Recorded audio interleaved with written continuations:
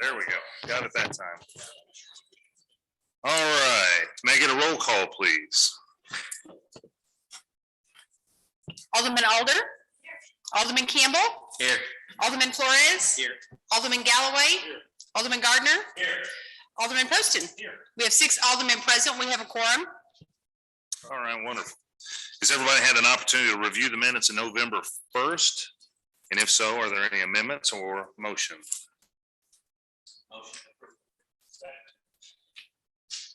Motion was made by Alderman Campbell, second by Alderman Poston to approve the minutes as presented for November 1st, 2021. All those in favor?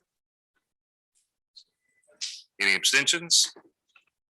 All right, motion carries 5-1. All right, there are no scheduled visitors this evening, so we'll move right along in the first bills. Mr. Gardner. I move that we put bill 3311 on the first reading by title only. Second. Motion was made by Alderman Gardner, second by Alderman Galloway to place bill number 3311 on its first reading by title and description only. All those in favor?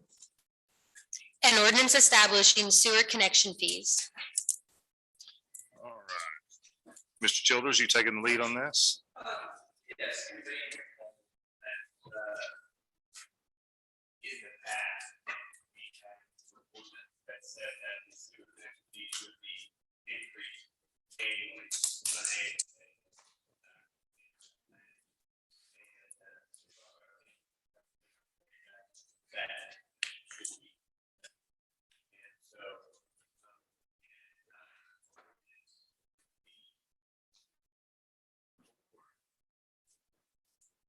Sorry.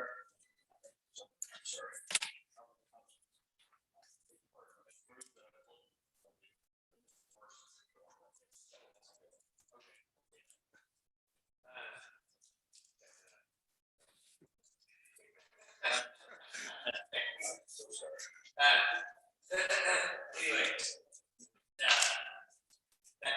the board of Alderman, we need to take action to increase these fees by 3 to 10%.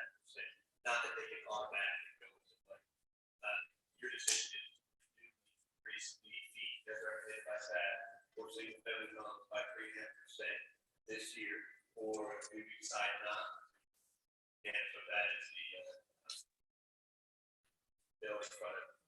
I will tell you that there's when I have been decisions to do that. So every year when the board has decided if not, but can create that increase. So that is for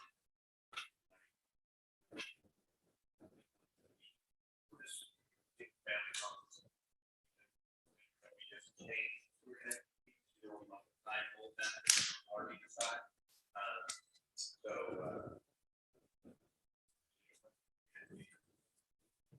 Mr. Gardner. You were on. Oh, okay, thank you. I apologize again for those hand signals. I had asked Mr. Parsons before the meeting started, how many years in the recent past we have either waived or passed the increase. And he got me that report and said he put it on my desk, and I was yakking out there and I don't see it. So do you remember, Mr. Parson, roughly? I'm just curious what our history has been. Well, so I accused Heather of taking it, but it was not. What she handed me was the bill itself. So quickly back the last 10 years, because we were just reviewing this, and over the last 10 years, you've had 5 increases. So that means that out of those 10 years, 5 times we've abated or just kept it, simply at the rate that it was. Right.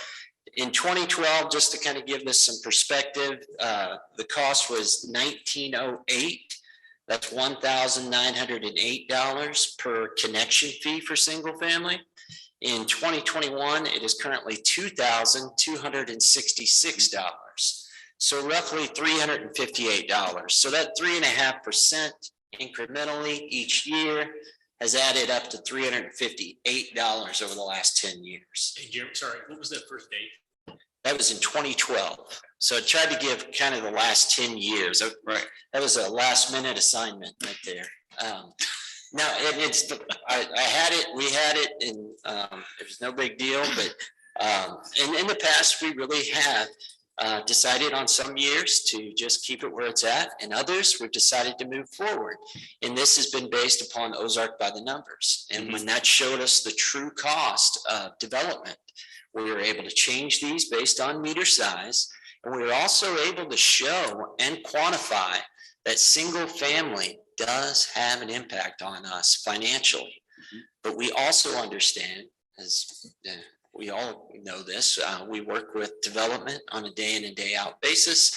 3.5% is not going to make or break the city. And if we feel collectively that it does more good in your eyes and in the public eyes to keep that at the current rate, that's a board decision. So I think that's what Mr. Childers would also said.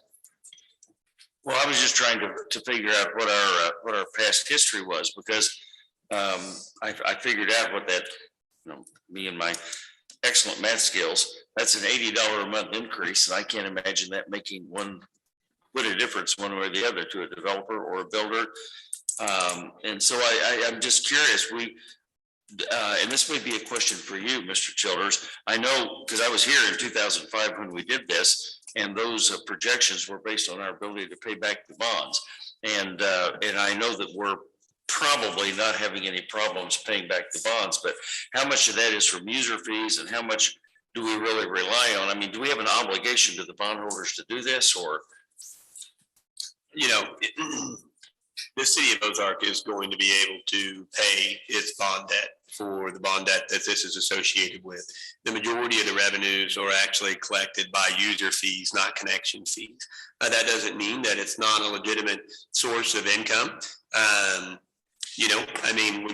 When you take 200 building permits and you multiply that by $2,266, that adds up. So connection fees are a significant source of revenue.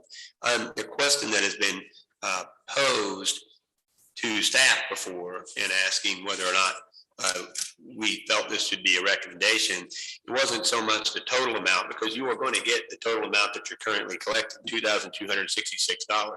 Question was, do we need to increase this by 3.5%? And based on that amount of increase, how much additional revenue would that generate over and above what we're already getting? That's generally been the question to the staff. What is the 3.5%, and what is that going to do? Well, obviously that's a lot less than the total that you're collecting from the connection fees, but so that's generally where the discussion goes, from what I remember in the past. Well, that answers my question. During council comments, I may have a question of any visitors. Mr. Galloway. I think we set sewer connection fees recently in legislation, right? Was it multifamily, or? Say that one more time. Didn't we set sewer connection fees recently, or am I thinking of different kinds of legislation? We actually redid the connection fees altogether. So instead of basing we had one flat rate for connection fees. You could basically build a studio apartment and it would cost you $2,266 to hook up. Or you could build a 6-bedroom, 4-bath house and it would still cost you $2,266 to hook up.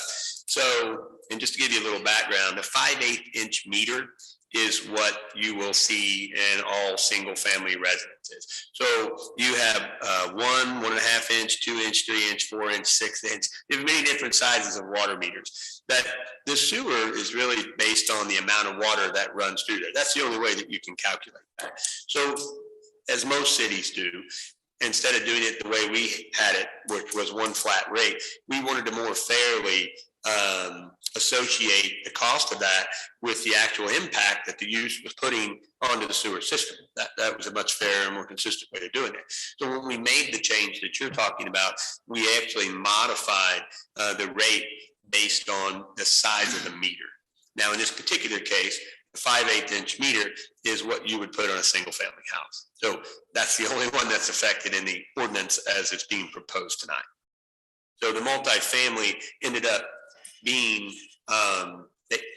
a building, say you put 36 units in that building, that entire building ended up seeing a reduction in what they would have normally paid for sewer connection fees because of their meter size, actually. From your perspective, and I think I heard it from Jeremy, and so maybe from Jeremy's perspective, is there a policy reason or a financial need for us to increase the speed, the fees here for the single family? Like I said, you know, revenue is revenue, and anytime you can bring in the revenue necessary to pay the bond debt, I think that's very important. When you say a financial necessity, you know, if it's $80, I'll just round up. If you were to have 200 building permits, you'd have a $16,000 increase in sewer connection fees. So as I said, it seemed like the previous discussions we've had over the last decade isn't so much, oh, well, at 2266 times 200, well, that's a much bigger difference. You're talking a couple $100,000 in connection fees. But whenever you just look at the amount of increase, and it seemed like the board would always want to look at the building circumstances, look at the environment, what is going on in our town. Are we trying to promote more growth in this area, less growth in this area? They would measure all those factors and then make their decision based on that, because it really is up to the board whether or not you want to do that. True, but what is your recommendation? Just neutral? You know, I think as the budget individual, I'm going to tell you that, again, in order to be able to pay the bond debt and make sure that we do things consistently, I'm always going to recommend that we adjust the fees accordingly, because I think that that is what happens in the market. And I think that that cost is all but absorbed by the cost of the price that it's being sold for. Now, on the bigger picture, as Mr. Parsons mentioned, are you in an environment, a building environment where labor is short? Sure. Are you in an environment where materials are high? You bet they are. And the cost of the home has gone up. So if those factors are important to you in the weighing of this decision, then you should take those into account. But from a staff perspective and making sure that we're generating the revenue that is necessary to pay these bond debts, that my recommendation is that the bill put forward is to go forward with 3.5% increase. So yes. just Yes. okay. Yeah. Mr. Post. First question was, why are we only doing the 5/8 meters? Why are we not addressing the others as well? Why are they not part of this? So we just went through that kind of pretty lengthy study where we were examining each and every meter and the impact, as Mr. Childers was saying. These have only been in effect for less than a year now, those fee changes. We felt like in this case, we're still seeing the data come back. We're seeing some results. We felt like there hadn't been a substantive change in the higher meter sizes to I guess, promote, or not to promote, to basically go forward with any type of increase on the larger meter sizes. But we know, again, from Ozark by the numbers, that single family homes are really what costs the city the most money. So in this case, as Mr. Childers said, we look at it and say, okay, let's allow these other rates to kind of absorb. We're seeing some reaction to the market. We're seeing developers come into the area. On the 5/8, we know that the impact is larger than the fee. So we were proposing keep going up with that. So then why would we not adjust the fee accordingly to reflect the? I think it's because the data is just not there yet. We've got 1 year and we're just getting the results back from all the building permits and whatnot. I think it's highly likely that next year, due to multiple reasons, inflation, it just costs more to do everything. You'll see a recommended increase next year, but we're just getting into these larger meter sizes. We don't see a lot of larger meter sizes come through permitting. So our data set is very, very small at this point. So you would anticipate that when we address this again next year, that potentially all meters will be treated the same, or at the very least, you'll be able to tell us why they're not being treated. Exactly, because we'll have more data to base those decisions. We'll be able to bring you Ozark by the numbers with the numbers. Okay. So. And then a question for Steve. Yes, sir. So if we increase this 16 grand, somewhere in that, couple hundred permits a year is what we're pulling, somewhere like that. Okay. So that money doesn't get earmarked to go back to the bonds. We're not gonna pay $16,000 additional next year on the bonds if we increase this, right? We're just gonna have 16,000 more in the waterfront. Yeah, you just said that it goes into revenue stream for sewer that, and you used to make the bond payments and other bond, sewer bond payments. I mean, it's the sewer fund. Sewer has reserved those well, correct? Sewer water goes in. And this can't be, this, I'll tell you what I'm thinking of. If we didn't have any huge ticket items coming down the road, then $80, I wouldn't worry about it. But we do. We know we need a pipeline from the old plant to the new plant. We know there's some huge items coming up, but we're not, sounds like we're not, can we, I guess this is a decision we have to be every year. What I'm asking is, can the increase be earmarked to go towards the reserve fund specifically, so that we'll have that money when we need it for these big ticket items? We can't do that, can we? You don't really need to do that. I mean, your reserve fund itself, yeah, I think it's just where you want it to be. Again, the revenue, the expenses, whatever the exceed, whatever budget to exceed expenses, that revenue brings in. So there's no really need to put it to a specific reserve fund. It's just the money that you use to pay bills. Now, like you're saying though, we did just recently complete a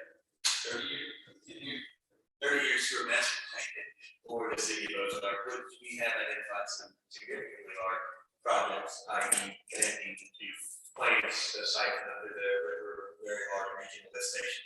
Many things, so you have some significantly large sewer projects coming up in the next 5 to 10 years. Mr. Campbell? When I look at it, I kind of see two things. One, where are we at with our competition, competing cities, similar to us? I understood Jeremy right, and I'm not sure I did. The 5/8 meters are not paying back what we need them to pay back yet. Did I hear that correctly?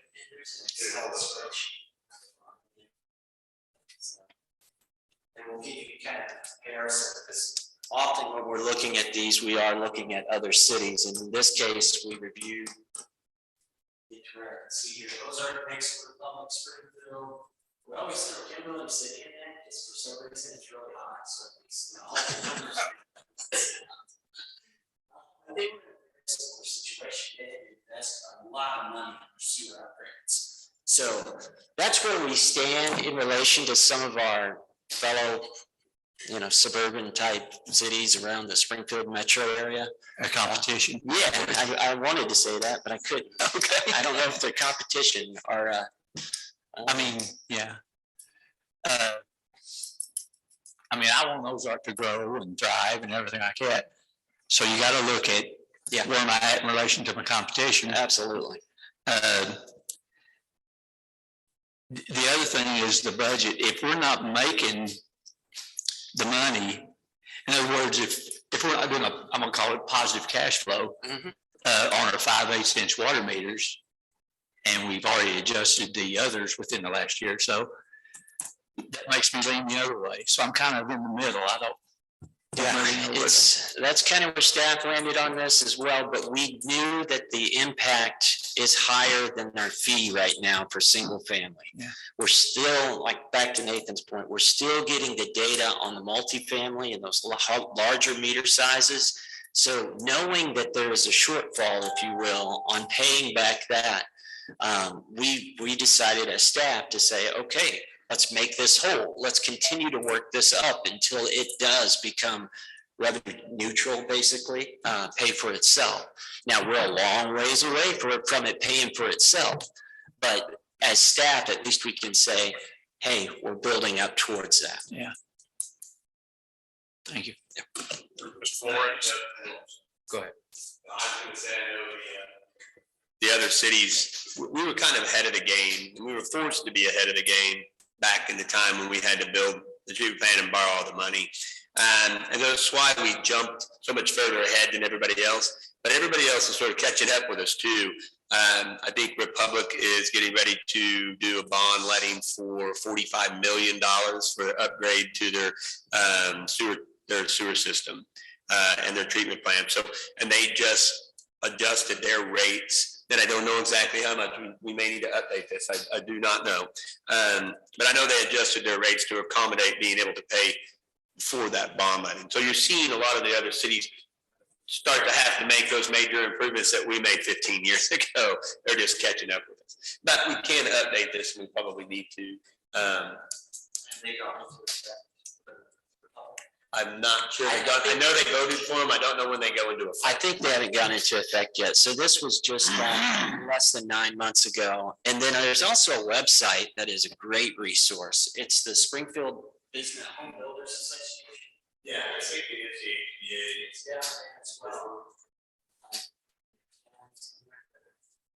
I always like to pull this up. It's a resource called Look Before You Build. And this gives you kind of a snapshot of individual communities and what it would cost to go and build in that community. And they update the fees as they adjust based upon the cities voting for different increases and whatnot. And it's a wonderful resource because it makes sure that we're in the ballpark. I will say we were ahead of the curve when it came to the connection fees being higher, but we faced a much more dire situation before a lot of these other communities are now facing that. And that's simply because of our topography and the way we grew. We didn't grow compact and contiguous. We kind of sprawled out, and we had to take it on the chin with those bonds at an earlier time to make things right with DNR. So. My question is to you, Jeremy. Speaking of different cost increases and things like that, on our, when we do connections, is there anything that we're out, or is the developer 100% responsible for doing that connection there, or is it more of a joint operation? Are we spending materials? Are we spending time on this stuff? So everything that we participate in is picked up in our fee portion. So they make the actual connection, but we go out and inspect it. So that inspection cost is included in that annual fee study that we do. So this is designed to be purely, what is your impact? Pay for that impact. That's what that fee is designed to do. I imagine the maintenance of our entire sewer system, whether it be PVC pipe or whatever it is, I'm sure we're getting impacted by the increase of those costs. I'm Absolutely. sure Absolutely. PVC's doubled, sometimes tripled in price over the last year. And so I guess where I'm going with that is do you think that we are spending a lot more money to maintain our system now than we were a year ago? The cost of operations and maintenance has gone up tremendously over the last year specifically. You're looking at pipe prices that have gone from $11 a foot for 12-inch up to $33 as of today. I mean, there's some big impacts. Now, some of those the market will help self-correct as, you know, supply and demand works itself out. But it costs more to do business. As you all know, it costs more to live right now. So that's another key factor that came into this decision as a recommendation. That's the only thing that I would caution us on is we're probably going to still see increases on materials, still see increases on these types of things. I don't think that's getting ready to balance out anytime soon. So the amount of money we're probably used to putting into materials, things like that, they've over doubled since the last time this came up, and we don't know when that's going to end. So it's a small increase, but it might help us offset some of these types of costs that we're seeing elsewhere. It's kind of hard right now to project where we'll be in a year and when this will all play out. But I think that it's something where if we went forward with this one this time to offset those costs, next year we'd probably be able to look at it. If everything's starting to come back down, then we probably could let that go at that time. But Mr. Gardner? All right, well, just real quickly, I know we've got some visitors to hear from, but just basically, I'm more inclined to make a decision on what's right for Ozark. And I see this as a small increase. And I also see that these numbers, the graph that was up there are factors in there that we're not aware of, like a major bond issue in Republic that may cause them to go from here to here. And I'm less likely to compare or desirous of comparing ourselves with other cities as I am what do we need to do to sustain our system. I feel very good about the fact that we have a relatively new sewer treatment plant that these bonds paid for, that has an extremely large amount of capacity left. And so we shouldn't have to do this again, I would think, for a long time. That's correct. And so, but we need to keep current with what we have. So anyway, that's just my 2 cents worth, but I'm not ready to decide yet. Thank you. Mr. Campbell. When does that bond retire? 2027 is the big one. So we got 6 more years of it, right? Yeah. Yeah. Okay, that's all. Marion, that's correct. 2027, the large SRF loan. I almost know for certain. I can see it. I can see it on my board in there, because once that does come off, you'll notice in our sewer master plan, when that debt service falls off, we really start tackling some larger projects, because it's a significant debt service. So we would be about 2/3 of the way through it right now. It was an 05 bond, wasn't it, or 07? Yeah, so it was a 20-year, yeah, basically a 20-year bond that we're about to pay off in 26 and 27. Okay. Yeah. All right. Any other questions from the board? Ms. Payne, is there anyone on Zoom this evening? Okay, perfect. Anybody in the audience here to speak on this topic? Ms. Grinder, if you wouldn't mind, name and address to the clerk, please. Yes, hello, my name is Dory Grinder, 636 Republic Road, Suite D 108, Springfield, Missouri, 65807. And I'm here representing the Home Builders Association tonight. So just adding another voice to the consideration, you have great professional staff, and many of you have a lot of experience on this board and in this community, which is always great when you're taking into your considerations. So as you all have mentioned, everyone's seeing price increases, including builders, and so that's obviously a concern. When you are looking at your competition, you always want to be able to keep up, right, with your neighbors that you compete with, because we know new people are still moving to Southwest Missouri, and that is something that we all want to encourage, and you want them to land in your community. So locally and nationally, unfortunately, last month we just saw some 30-year surges in inflation, and like you mentioned, the pricing is kind of through the roof for everybody and basically every pocket, whether it be your staples or food or the big ticket items. And one of the increased building costs considerations I'd like to point out is the lumber prices alone from 20 and 21 caused the average price of a new single family home, and this is a national average, but the increase was nearly $30,000. And we know one of the reasons that Southwest Missouri is so appealing is because it is affordable. So we do have some local data to kind of tag with that national data, is that for every $1,000 increase in the price of a home, it prices out almost 300 families that can no longer afford that home. So again, 3%, as we all have already determined, isn't a huge amount of money. When you sort of tack it all up, when you're making your decision, I would just ask for you to pause and consider, and do you need that 3.5 increase? Just because no one wants to see growth in Ozark stop or stall, and not that the 3% might stop or stall that. But I am pleased, Jeremy, to see using the look before you build, because that is a nice cost comparison that we offer, and it can always be updated because every community is always changing. But again, that just kind of gives you an idea of where you stand in the community. So just sort of friendly recommendation from the home builders, food for thought. Do you need the 3% increase? Because we would like to speak in opposition to that as you consider your options. Mr. Gardner. I don't want this to seem unfriendly, because This is friendly. This is friendly. I am extremely, you and Mr. Ross are good friends and represent a first-class organization, but and you have been very helpful to the city in the past in support of various things like our transportation sales tax and that sort of thing. And we certainly want to keep that. But is an $80 increase going to harm that?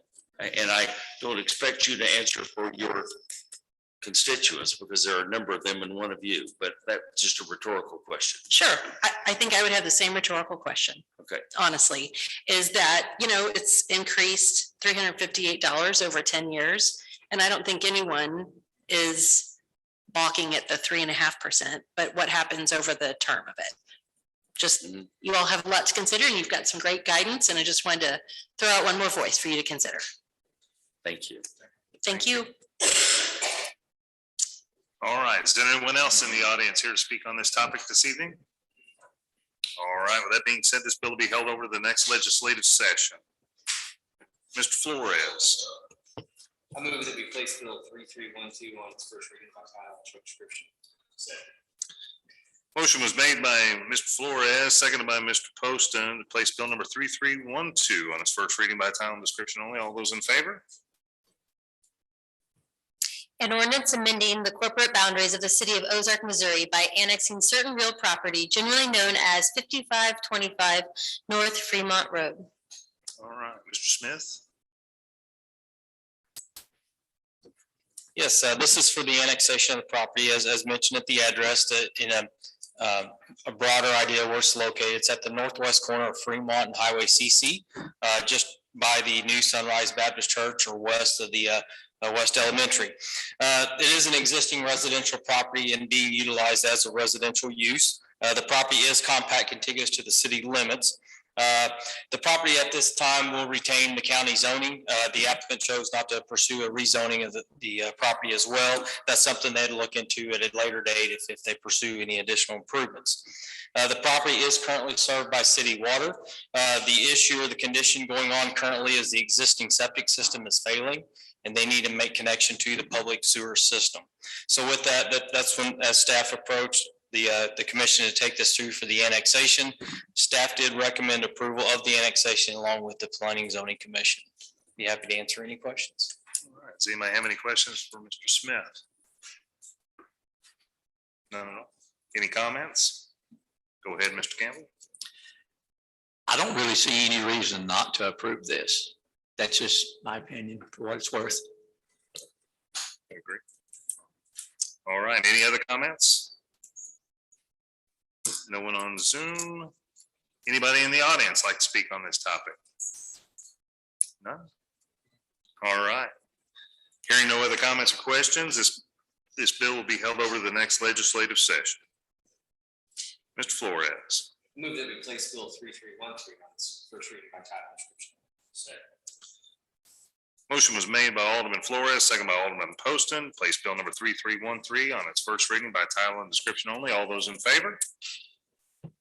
An ordinance amending the municipal code of the city of Ozark, Missouri, chapter 405, zoning regulations to establish the general mixed-use zoning district. All right. You want this one, Mr. Smith? Yes. All right. Yes, staff has been working on a new ordinance of a general mixed-use zoning district. We have received several inquiries or requests from the developers looking for this type of zoning for potential future projects. Currently, in the current ordinances, we have the C4 Central Business District and the PUD Plan Unit Developments that accommodates a mixed-use type scenario. Keep in mind the C4 is a pretty narrow or a small area in the city in the downtown area. And the PUD process is kind of a large undertaking and more geared for large developments. So with that, staff has done some research and drafted this proposed ordinance in front of you this evening. Along with our research, we have coordinated with the Southwest Missouri Council of Government for that additional feedback from them. We feel that this new ordinance would be something to put in place to offer a more flexible for future developments on a smaller scale than a PUD process. The general mixed use ordinance would allow for a mixture of commercial, office, and retail on a single property or the same parcel. Could be a mixture of multiple buildings on that parcel or one standalone building with the several uses within that shell. This ordinance would offer a development that would support the live, work, and shop lifestyle.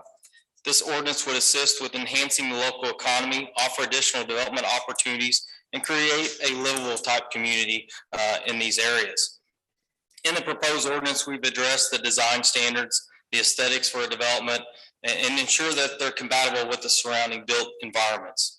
It notes flexibility with the landscape features with consideration of other public amenities that we are asking that the developer would supply or plan in their development. The ordinance notes the permitted uses allowed along with uses that would be approved by a conditional type use. It allows multiple buildings, as I stated before, to be constructed on one parcel of land. That's not something in the past history we've really accommodated, but this would kind of give that scenario like a campus type environment where they can build a complete community and have that range of mixed uses on the one parcel if they choose to. In addition, the ordinance that are in place, we have identified some additional requirements for the outdoor public spaces, storefront facade features, the public walkways, use requirements of the buildings, parking scenarios, trash collection sites, the dimensional requirements of the property and the buildings and setbacks, and then the building height requirements. In this ordinance, generally, we've just allowed a building to be built up to that setback line. In this scenario, we've allowed for a 45-foot building height. But any foot in addition over that, they have to set back an additional foot. So it creates that 45-degree bulk plane from that setback line or property line. So if they do choose to go taller with some of those buildings. We've had several conversations with developers in the past, and they're looking forward to this type of ordinance. Along with staff's recommendation, the Planning and Zoning Commission did recommend as well. With that, I'd be happy to answer any questions. Before I allow them to ask any questions, I just want to commend you on this ordinance. As I travel around the country, I'm constantly seeing this type of development. I was just in Atlanta 2 weeks ago, total revitalization of one area of Atlanta, and this is what they're doing. Storefronts on the ground floor, office mixed use on the second floor, residential on floors 3, 4, and 5. I mean, it's a big deal, and I think it's a game changer for us. So. Something for me, and just as a side note, what I think about is the old downtowns, the old historic cities. Not that we're trying to create that, but that's what this is really getting back to that density, that live, work, and that overall uses of supporting every uses in that one area. Absolutely. Mr. Gardner. Well, at first I wasn't sure if this was aimed at existing buildings or to be built. And then as you explained it, it's to be built. So the difference in between planned development and this is that this is all one building and not different buildings on a tract of land, because that's what I think of a planned development would be. Yeah, to kind of clarify that, it's not necessarily meant to be one building or multiple buildings. It could be either or.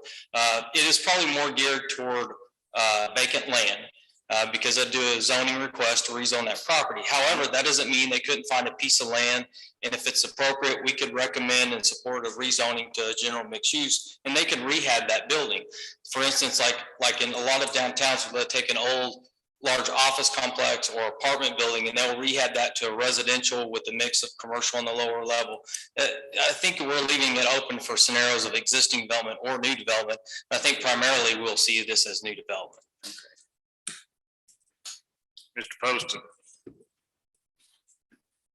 I didn't see anything here that offered recommendations on how to use it, like when to use it. So will we need to go back and update the comp plan to update that map to incorporate this zone back in if it's passed? Not necessarily, but it would be worthwhile to revisiting the comp plan. Right now, the comp plan does identify mixed use zoning areas. At that time, it was not thinking about this ordinance, but it was areas that we could have supported either commercial, office, or residential. Most likely it'd been a multifamily scenario, but it does identify mixed use zoning districts around the city. I can see this being popular and people wanting to drop it everywhere. So having some good guides to us and the commission on when this would be appropriate is going to be. And then staff would start by looking at that future land use and going from there. And then after that point, we could make the case or present the case whether we support or not support. Generally, we would support an application to the commission. Mr. Flores. The 45-foot is that roughly going to be a 4-story building? Is that why that was? It seems a little short for that, but a little tall for. We try to get an idea of kind of some of the existing buildings around the square, which get fairly tall. 45 seems to be a pretty common number. We didn't try first. We looked at 4 stories or 3 stories, but I didn't want to get caught up in the story heights because they could change. And so we just struck a happy medium, what we proposed, 45 from what we were finding, and then also kind of coordinating with the fire district. Because once they get a certain height, they've got to get an aerial apparatus truck. They don't necessarily have one here, but they do borrow those from local communities or surrounding communities. I see. So just to make sure that you understand it correctly, every floor that we would be adding to a building that would maybe be 4 stories tall or something like that, we'd be having to push that setback on the front. Just the front setback, or is it the back setback? Especially as well? the building setback line, so it would be the front, side, or rear, any of those setback lines. And again, we're not looking at stories, so at that top height of the building, if it's 45, then it can be on a setback. But if they raise that to 46, they're gonna be 1 foot past that setback or into the property. And so every foot higher they go over 45, they'd be pushed back that 1 foot. That's a common bulk plane scenario that a lot of municipalities will use to determine setback lines. Gotcha, because if we were ever to go, for some reason, get a taller building here, which a lot of times they don't like building over 4 stories, or whatever it may be, because you get into still, and if it's multifamily, that kind of stuff. But either way, do we see any issues with, if we did have somebody try to build a 6-story building down here somewhere, wanted to do that, you would be limiting their footprint considerably, because for every story you went up, you would be losing, not just 15 foot on one side, but 15 foot on the other side too. So for every story, you're losing, 30 foot of yard space, basically. Not necessarily seeing any issues at the moment, but like with any brand new ordinance, I'm sure there's things that we will find as we start implementing that we may be bringing back. But at this time, this was kind of the best scenario that we could determine to start with. No problem. Thank you. Mr. Childers. This has been enjoyable to work on, and I think it's cool that we're recognizing and moving forward what's being kind of dictated by the market. It is going on everywhere. And very typically, you come to a town like Ozark, you see this land that's sitting there and you think, well, that's perfect. I think I'd like to rezone that from commercial and just put a bunch of apartments there. And that's a pretty typical request that we get. In the way that we wanted to keep that from happening, then it could be mini storage, or it could be whatever it is that we've often talked about before. But as the mayor mentioned, driving around the country, you see that the world has changed, and trying to create lifestyle centers where people can live, work, play, more walkable stuff. That's really where it's going for. And so this is just really, I just wanted to say it's an exciting ordinance. I think the staff did a great job on it. But I think it's also testimony to how we're recognizing what is going on, and that we do have some, and we've talked about this. I'm glad that you mentioned going back to the comprehensive plan, because we did talk about, we probably need to go through the town and identify these pieces of property that are most likely going to have interest in this kind of a zoning, and what works there. What is that density, and kind of evaluate that. Because anytime you can be more proactive and already have identified where this would be a good fit on that property, then, somebody approaches you, now the planning department's already ready to say, hey, this is, yep, we've already looked at that and we know kind of what the challenges are, or lack thereof. And so this is, I think, really going to be a neat ordinance to implement and see take shape. Yeah. So. Any other comments from the board? Anyone in the audience here to speak on this topic this evening? Hearing none, this bill will be held over to the next legislative session. Mr. Flores. Move that we place bill 3314 on its first reading by title and description. Motion was made by Alderman Flores, second by Alderman Poston, to place bill number 3314 on its first reading by title and description only. All those in favor? An ordinance amending the municipal code of the city of Ozark, Missouri by adding one new chapter, chapter 650, license for sidewalk cafes and sales, regulating encroachments on city sidewalks. You want this one, Mr. Childers? All right, back to you. Turn you back on. City staff was asked to research and draft laws related to regulating the operation of sidewalk cafes and sidewalk sales in the core overlay district. The core overlay district, as you know, has a unique feature. It has wider sidewalks that can support this type of use within that district, so that you can still maintain the ADA accessible walking path, which in the city of Ozark, our guidelines require a 5-foot path. This ordinance defines both uses of sidewalk cafes and sidewalk sales as having to be associated with an adjacent business. So for either the restaurant or the sales, they will have to sell similar items at their storefront, and they will have to be associated with that storefront. The agreement will be a license agreement, and it will be functioning as a one-year agreement that runs with the calendar year, and it can be renewed annually. The license agreement requires that they provide certain things at the application site. They must provide the overall site plan showing where they plan to hold the sidewalk sale or the sidewalk cafe. They have to have a floor plan specifying the location, so that way the city knows where the tables, chairs, or the sidewalk sale materials will be located. And they must have an operations plan specifying the dates. With that, I'll open it up to any questions related to this ordinance. Mr. Gardner. Does that site plan have to be engineered? Like if you get a building permit for a rehab inside a building, you can't just put it on a napkin. So what are the requirements for the plan? The requirements are set forth in the ordinance, and they're much less than an engineered drawing. They would just be a basic plan that would show the Public Works Department and the Planning Department that that five-foot walkway will be maintained, and it'll show a plan for where the actual cafe portion or the sidewalk sale will be located.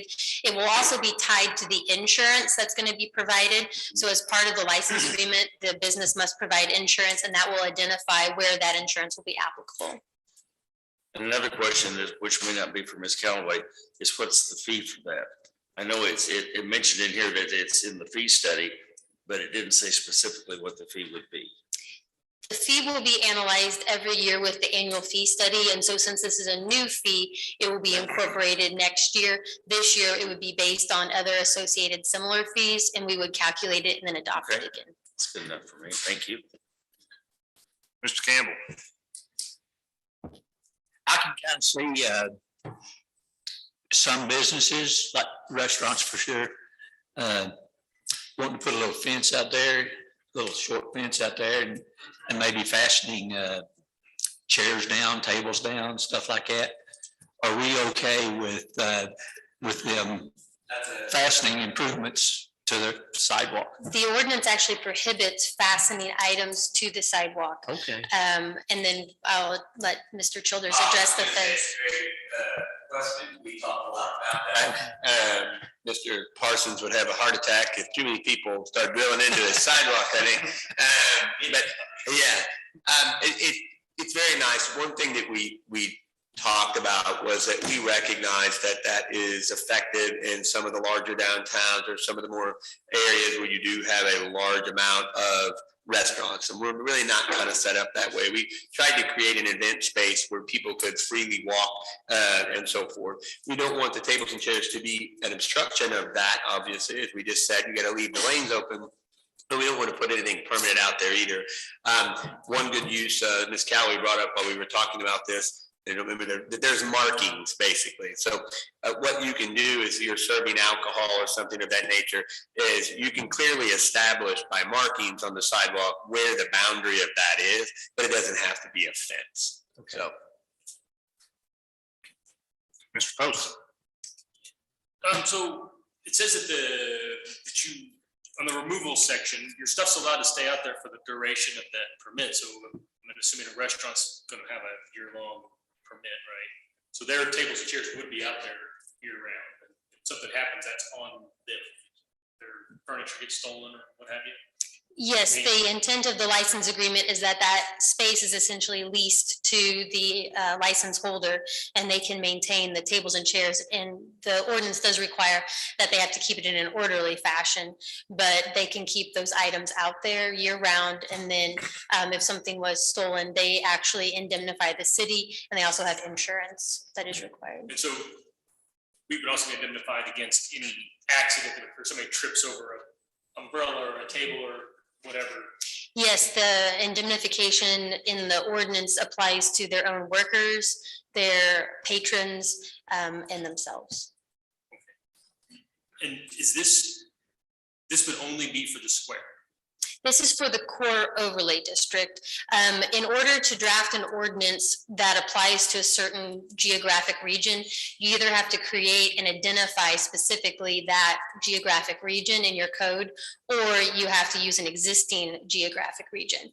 Since we had already identified the core overlay district and those boundaries were generally the area that have this larger sidewalk incorporated, we felt it was an appropriate use of that region. But it would only, this is not about putting stuff outside. This is only about putting stuff outside on public property. This is only applicable to the public right of way. So any sidewalk that might be in a strip center that is a private property, it would not be applicable.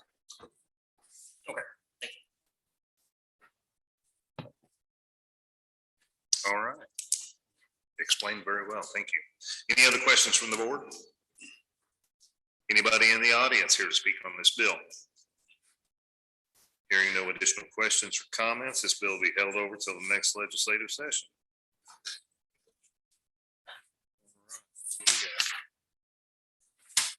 Well, there are no resolutions, no second readings. Report of officer, unless I'm missing something.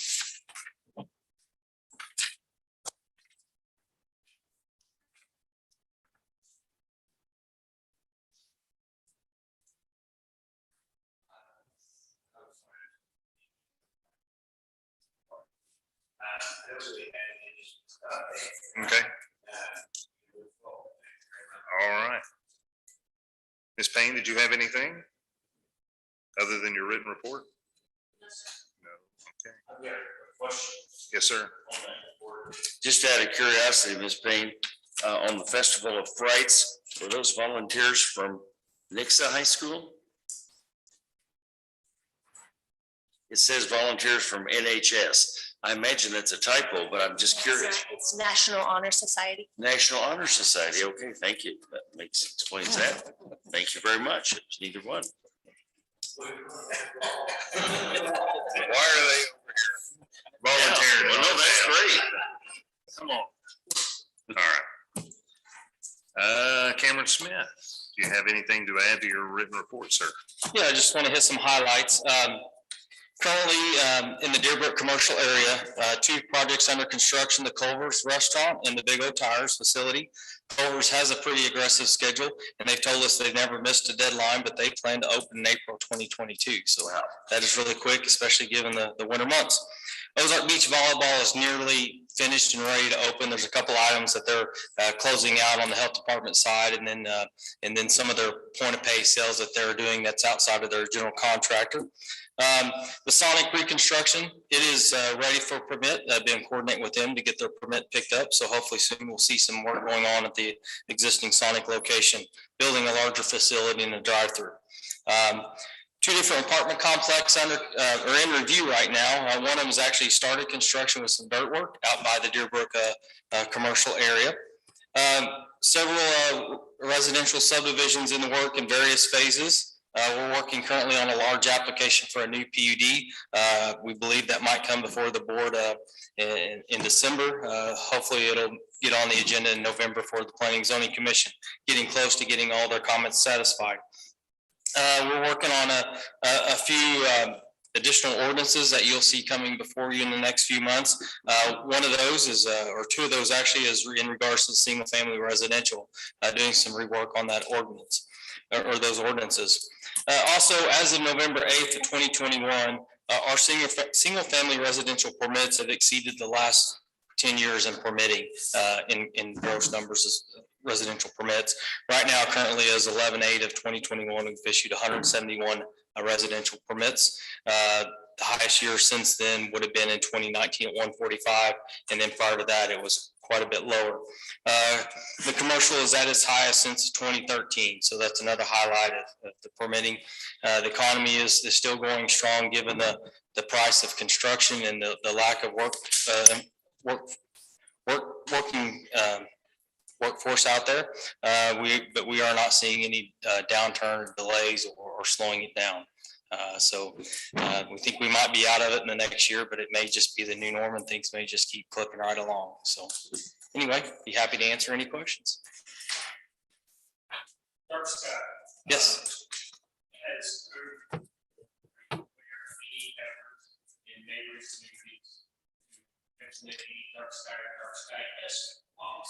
I have heard that Springfield is reworking some of their requirements, but that's all I've heard. I haven't heard of any other communities looking at that. Is there anybody on the dark sky side of things?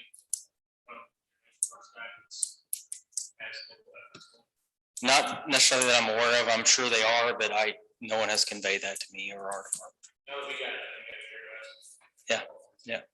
We have seen a couple applications that fell under the requirements. Nothing has been constructed and completed, but they did fall under the ordinance and are complying with the requirements.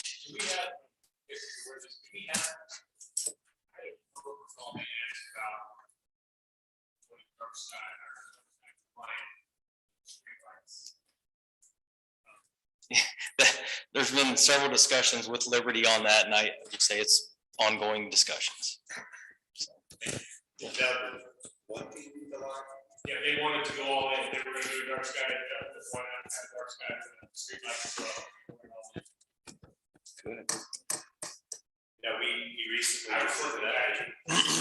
No, we had a meeting, John McCart has been working on that, our Assistant Public Works Director, and we actually had a meeting with Liberty, where and they have made a decision, and the Liberty company is now stocking LED streetlights. And we went through a long conversation about what that means and what that's going to cost to the city every time they change that. Mr. Flores was there. I like to bring in the expert on these things whenever we're having these meetings. And so we learned a lot, but they are going to be switching those out in both on the wood poles as well as the decorative poles. There's a different cost to us on each, but they have gone with a standard lighting fixture. The technicalities of that would have to be explained by this guy over here because I don't get them. So, well, what it is Liberty's new fixture. They meet a lot of the dark sky standards as far as the fact that they don't have any uplight and things like that. So that's a big win in that aspect. I think the only way they're missing what would be dark sky compliant is, this is get kind of technical, but you have a color of your fixture, the Kelvin, and it's set at 4,000 K, which you're trying to get down to a 3,000 K, which is going to be a little warmer of a look. And so they're not there on their Kelvin, but in all their aspects of it, they actually meet dark sky. If I had to choose between having the wrong color or having uplight, I would definitely choose the wrong color. So at least as these new ones are going in and in different ones like that, like I said, in most aspects, they actually check most of the boxes, believe it or not. And so that's not a bad thing to find out, really.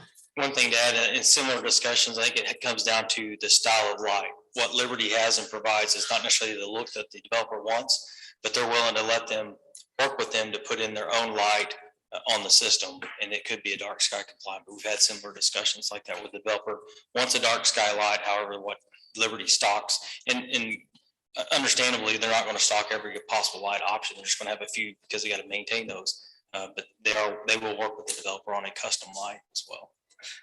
Well, I wasn't sure. I know we've had some discussions with Liberty, and a lot of times it seems like they have a few options for lights, but if you go outside of those options, they won't maintain them, I don't believe. They won't maintain, but they will accommodate you to put them there, but you've got to buy the light and maintain those lights.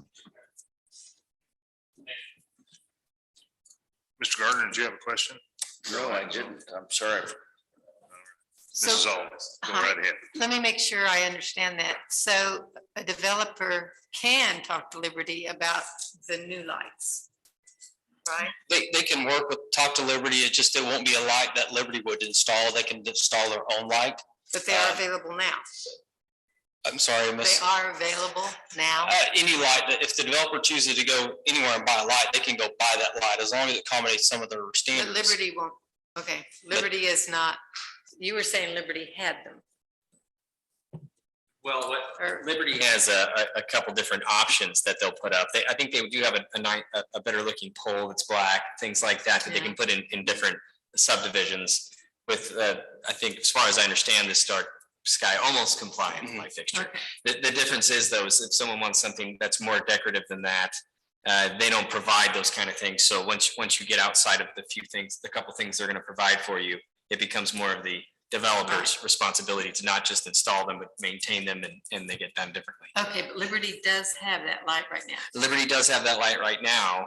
As far as I understand, that's what they're gonna start moving to as their standard, but Okay. then it's not as easy though. It's a lot more complicated, but the thing is how we get to have that as a city and how that comes into play. There's a lot to it.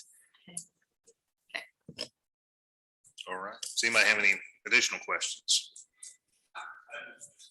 Mr. Add Childers. to that, you bring up a really good point, and it was an interesting meeting. We were learning to see what Liberty had, and they brought their lighting rep there that actually sells the fixture.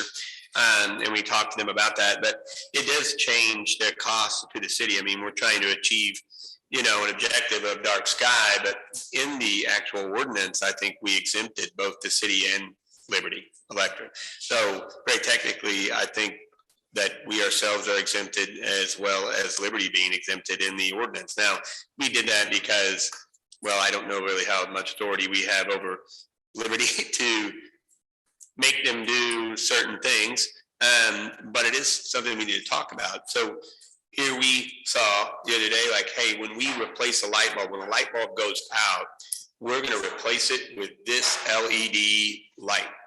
But I didn't ask the question, is that okay, a brand new subdivision comes in and there's going to be 25 new lights put in that subdivision.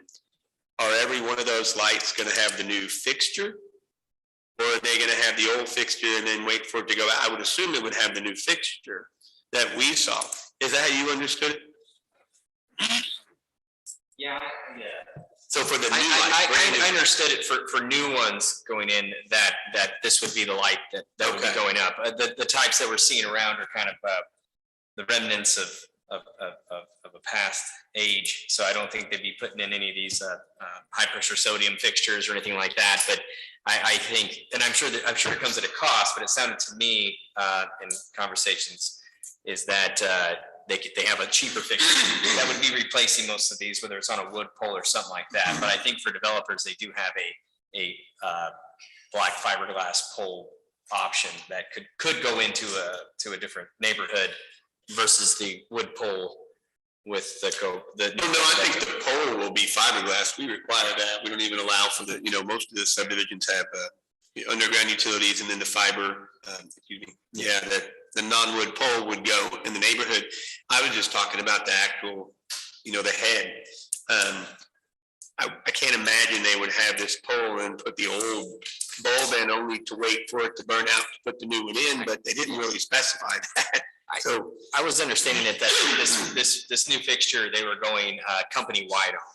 So it's not just Ozark, they'll be putting this particular fixture in. It sounded like this was their way forward now for. So a developer doesn't have to ask for it particularly, they're gonna get it. I don't want to speak for Liberty, but as far as my limited understanding on that, that's what I think they were trying to get to, is where they had a company standard on what kind of fixture they're going to put in everywhere, which would be these particular types of Cobra head looking fixture with no uplight. That's at 4,000 K. Can we find out for sure? yeah, and we can ask that, certainly follow back up with them and ask that question. We need to, but good to know. I mean, I don't know. We just didn't specifically talk about that. So, but yeah, we will follow up on that. Okay. Sure will. Okay. All right, perfect. Ms. Daniel?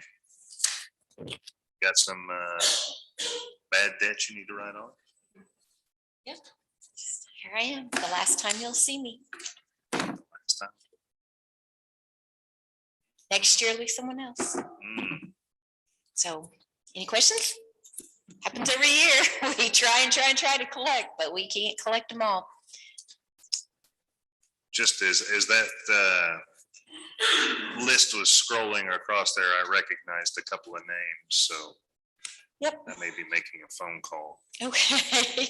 Well, and we do still, if somebody, and I've said this, if somebody signs up, it cross-reference anytime a bad debt's written off.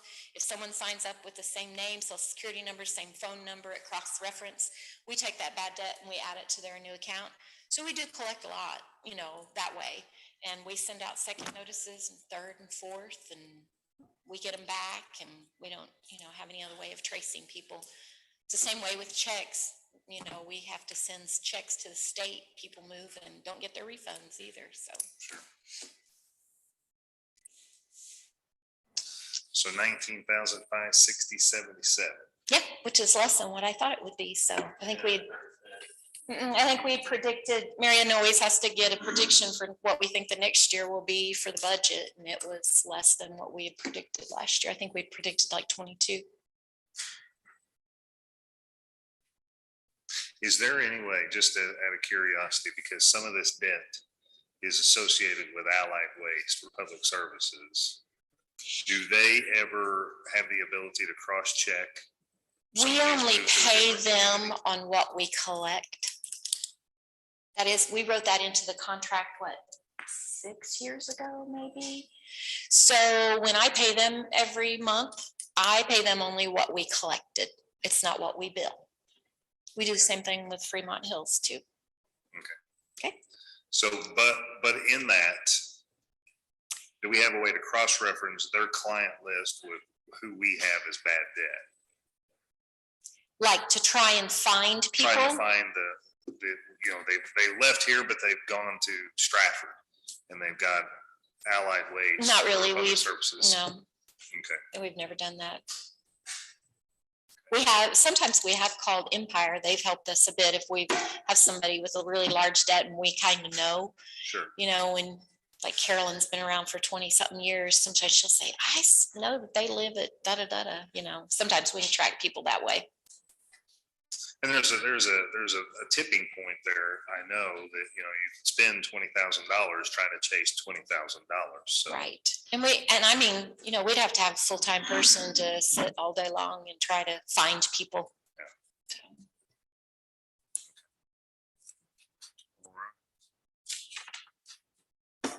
So is this yes, sir, Mr. Campbell? Have we ever, or could we file tax liens on any of these properties? Or does it follow the person or does it follow the property? It actually follows the person. That's Okay. who's responsible when in the card, when you sign up, it is you are taking on that, that is your responsibility to pay that. So it follows the person. Because the reason I asked that is I noticed one address in here that one person owes, I can't remember the dollar amounts. But It's probably a rental. and then you see. well, something in this else. one, it's not because it's a Waterford house and I know who lived there. It actually got hit by a tornado in, when was that, 2019? April 30th tornado. And the tornado moved the house. So it was a tear down and rebuild. Mhm. So the lady sold the house to a builder, but I noticed that she's delinquent on her water bill before she sold the house. And now it appears that I don't know the person's name.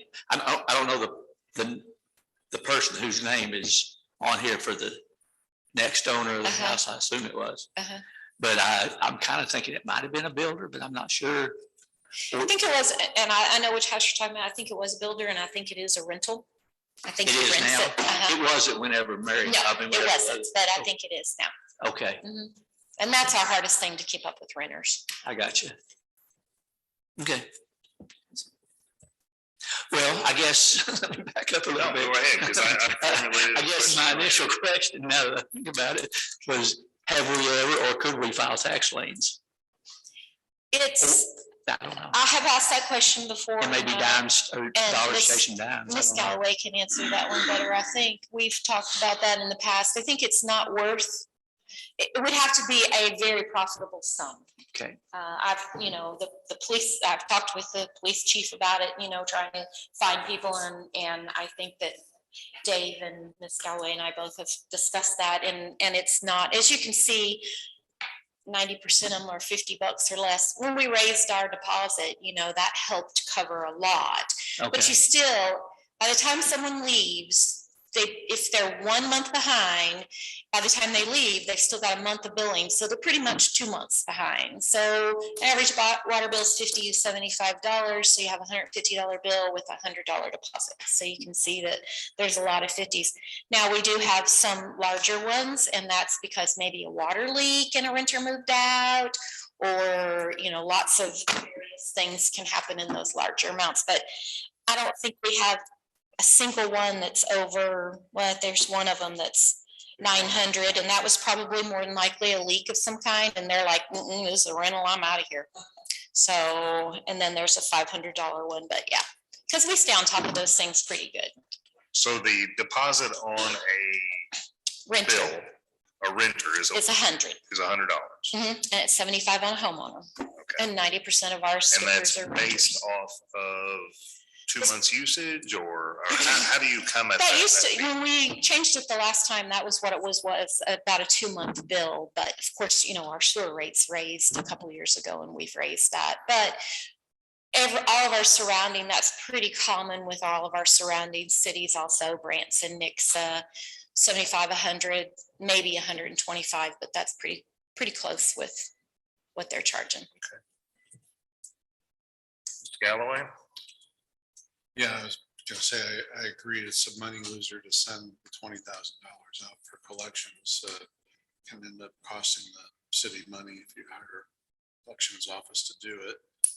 And I was listening with interest to what Brad was saying, or the mayor was saying, that he recognized some names and might call some people.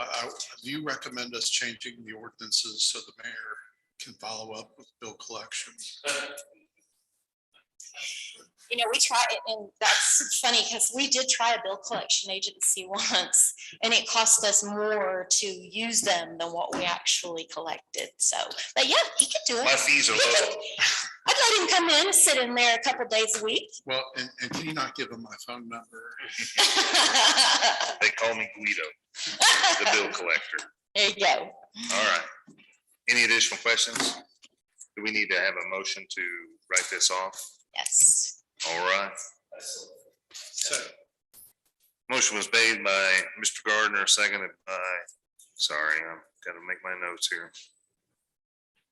Mr. Flores, to accept the bad debt write-off as presented. All those in favor? That is unanimous. Miscellaneous comments from the board and or the mayor. This is your turn. Just wanted to say thank you to the Park and Recreation Department. We had a great evening last Thursday night. It was Veterans Day, which was always a great day. I enjoy, and then we turned the lights on in the park, turned them back on. They turned them off for a little while, and then we lit the mayor's tree, but we had a great turnout. There was quite a few kids enjoying the evening. The junior varsity cheerleading team, which my daughter's part of, she brought all of her friends. They helped to do the arts and crafts and the cookie decorating, and a lot of kids had a lot of fun with Santa Claus. There's pictures online. I was told I'm not on the bad or the good list by Santa. I'm somewhere in the middle. So, yeah. So anyway, sorry you guys couldn't be there, but it was a lot of fun. The community had a great time. If you haven't been down in the park, check it out. It looks great. So any other comments from the board? Good. Very good. Christmas parade is this weekend. On Saturday, we should have a great turnout. The chamber director says 40 to 50,000 people will be here. I think that's maybe just a little high on his projection, but we should have a great turnout. I've got a parade float I'm going to try to capture first. I have 5 first place finishes and a second place finish, so I'm working extra hard to try to recapture that first place finish. So, Mr. Gardner. I do have a comment, knowing that the parade is coming up. I think Public Works needs to cordon off the Yellow House location from anybody that would be standing on the street and could fall into that mess. It is very dangerous. It's not been cleaned up yet.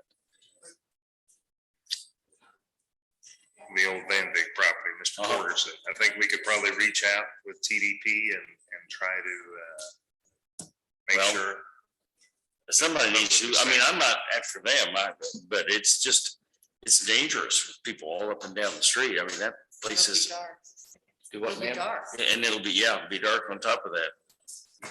And those dark sky lights aren't installed there yet, so, just saying. There you go. Mr. Campbell.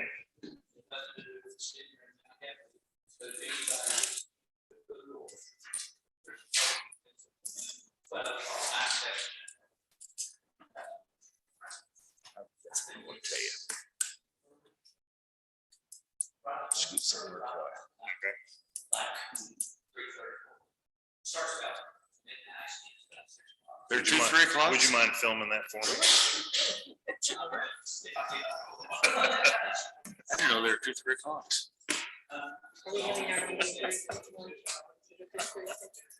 Thursday morning, yes, Thursday morning, non-legislative work session will be here at 8:30. So, I mean, my wife is having surgery. Everybody else is gonna be here. so we'll have a quorum. That'll be fine.